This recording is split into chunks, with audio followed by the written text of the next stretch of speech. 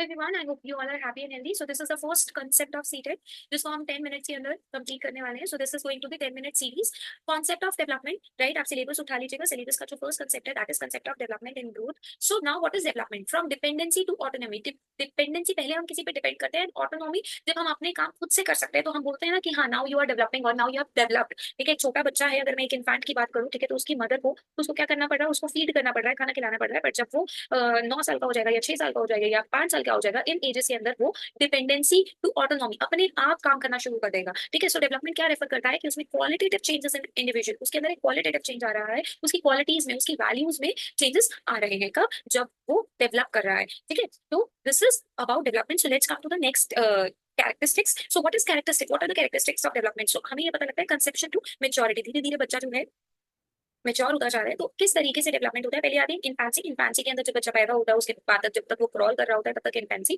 Early childhood में, ठीक है, तो जो 2 साल के बाद की एज होती है, 2 to 6 years वाली जो एज होती है, that is early childhood. And then comes to later childhood, right? 6 to 12 years, and after 12 years it is adolescence and then maturity. दोनों क्वालिटेटिव और क्वांटिटेटिव क्वालिटीज में चेंज आने लगेगा. क्वांटिटी का मतलब ये है, बच्चा पहले, फॉर एग्जाम्पल, अगर मैं आपने बोला कि बच्चे को कि 1 प्लेट उठा के लेकर आओ, ठीक है, फिर आपने बच्चे को बोला 3 प्लेट उठा के लेकर आओ, और एक टाइम ऐसा आएगा कि जब वो एडोलेसेंस एज में होगा तो वो 10 प्लेट भी उठा के लेकर आ सकता है. तो डेवलपमेंट तो हो रही है, फिजिकल स्टेज में भी हो रही है और मेंटल स्टेज में भी हो रही है.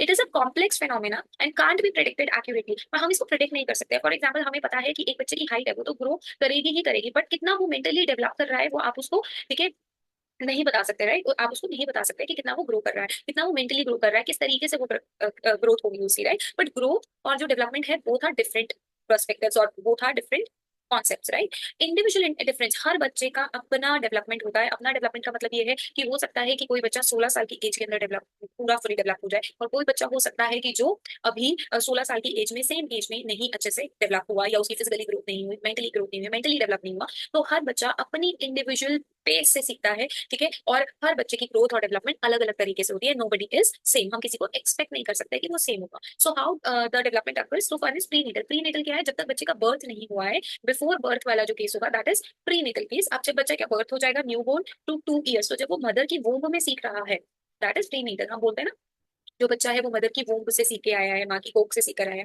That is prenatal. इन्फेंसी के अंदर जब वो पैदा हुआ से लेकर 2 साल तक जो भी उसने सीखा, that is infancy stage. Early childhood में टॉय एज बोलते हैं इसको, क्योंकि इस टाइम पे बच्चे को क्या करता है, टॉय से सीखना, टॉय से प्ले करना, उन सब चीजों से खेलना बहुत पसंद होता है. Letter childhood is 6 to 12 years. Adolescence is 12 to 18, and adulthood stage is 18 to 65. जो लेटर चाइल्डहुड स्टेज होती है ना, ये आपकी फ्रेंडशिप वाली भी स्टेज होती है. ठीक है, इस स्टेज में बच्चे फ्रेंड्स बनाना, गैंग एज भी बोलते हैं, ठीक है, तो ग्रुप बनाना बहुत पसंद करते हैं, right? So early adulthood, young adulthood, और इनकी स्टेजेस यहाँ पे लिखी है, आप इसका स्नैपशॉट भी ले सकते हैं. अब बात करते हैं हम factors which is responsible for growth and development. कौन कौन से फैक्टर्स हैं जो बच्चे की ग्रोथ के लिए, बच्चे की डेवलपमेंट के लिए इंपॉर्टेंट है? फर्स्ट है हेरिडिटरी, जो पेरेंट्स से मिल रही है. ठीक है, सो मान लीजिए कि एक पेरेंट है और उसकी हाइट क्या है, टॉल है, और दूसरा पेरेंट है, उसकी हाइट भी क्या है, टॉल है. तो दोनों के जो जीन्स हैं, राइट, दोनों के जो डीएनए है, वो उनके बच्चे में भी जाएंगे, राइट? और ऑब्वियसली द मेजोरिटी, मतलब 90% चांसेस ये हो सकते हैं कि जो बच्चा होगा वो क्या हो, वो भी टॉल हो, राइट? सो हेरिडिटरी कैरेक्टर्स होते हैं जो पेरेंट्स से आते हैं, राइट? तो वो भी इंपॉर्टेंट है बच्चे की ग्रोथ और डेवलपमेंट में. इन्वायरमेंट, आप उसको कैसा इन्वायरमेंट दे रहे हो, उसका फिजिकल इन्वायरमेंट कैसा है, उसका साइकोलॉजिकल मेंटल इन्वायरमेंट कैसा है. फिजिकल इन्वायरमेंट में क्या होता है, वो किस इन्वायरमेंट में रह रहा है. फॉर एग्जाम्पल, उसको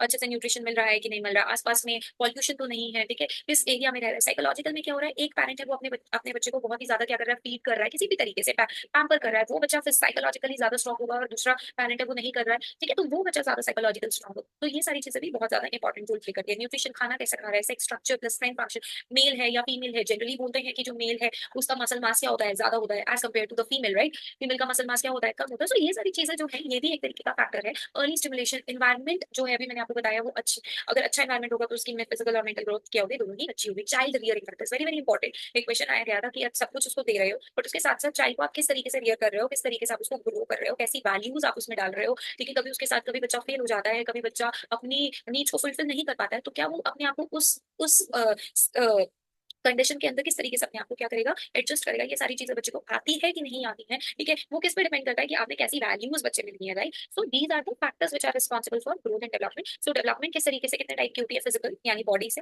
कॉग्निटिव माइंड की, सोशल सोसाइटी में वो किस तरीके से बिहेव कर रहा है, इमोशनल, अपने एंगर को, अपने खुशी को किस तरीके से क्या कर रहा है, कंट्रोल कर पा रहा है. And development is again language and moral development. होलवर्क की थ्योरी मैंने अभी करवा दी है आपको, तो आप देख सकते हैं. और लैंग्वेज डेवलपमेंट, किस तरीके से बच्चा लैंग्वेज को सीखता है, जो कि वेगोस्की ने बताया लैंग्वेज और थॉट का, वो भी बता दिया गया है, वो भी आप देख सकते हैं विगोस्की की थ्योरी पर। नेक्स्ट है ग्रोथ। ग्रोथ का मतलब होता है that means growth of different part of human body and ability to do part. For example अगर मैं बच्चे की बात करूँ तो जो इंसान होता है उसका जो बॉडी साइज है वो क्या है, वो स्मॉल है।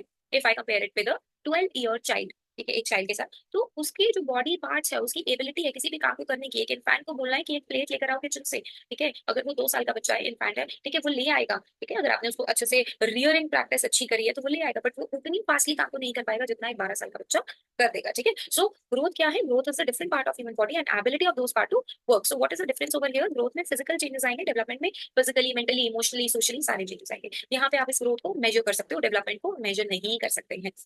ग्रोथ मेच्योरिटी तक आते आते पूरी हो जाती है और ये स्टॉप हो जाती है, बट डेवलपमेंट कभी भी रुकती नहीं है। It is a continuous process, womb to टू, मदर की वॉर्म से, मदर की कोख से लेकर जब तक, वो कहते हैं ना टॉम का मतलब ये होता है जब तक वो मर नहीं जाता है, जब तक मर नहीं जाता है तब तक वो आप ये बोल सकते हो कि उसकी ग्रोथ होती रहती है, उसकी ग्रोथ, उसकी डेवलपमेंट होती रहती है। मरने के बाद नहीं, मरने से पहले तक उसकी डेवलपमेंट होती रहती है। और लर्निंग की अगर हम बात करें, learning is a life longer long process, any relative permanent change in behaviour that occurs as a result of practice and experience। For example अगर आप बार बार सीटेट के क्वेश्चंस करेंगे, ठीक है, तो आप क्या कर लेंगे, उस कॉन्सेप्ट को लर्न कर लेंगे और उन एक्सपीरियंसेस को भी लर्न कर लेंगे। तो लर्निंग कब होती है, जब आपके बिहेवियर में चेंज आएगा। आपके बिहेवियर में चेंज कैसे आया, आपने क्वेश्चन करना स्टार्ट कर दिया, आपने प्रैक्टिस करी, एक्सपीरियंस लिया। जब आप दूसरे डिफरेंट टाइप के क्वेश्चन को करना शुरू करेंगे तो आप डिफरेंट टाइप का एक्सपीरियंस ले रहे हैं, उससे क्या हो रही है, आपकी लर्निंग हो रही है। तो जब जब लर्निंग होगी आपकी डेवलपमेंट होगी ही होगी। So I hope this is clear to you. So this is all about the concept number 1। अगर आपको वीडियो समझ में आई, प्रोडक्टिव लगी, तो please hit the like button, subscribe the channel. Thank you so much for watching.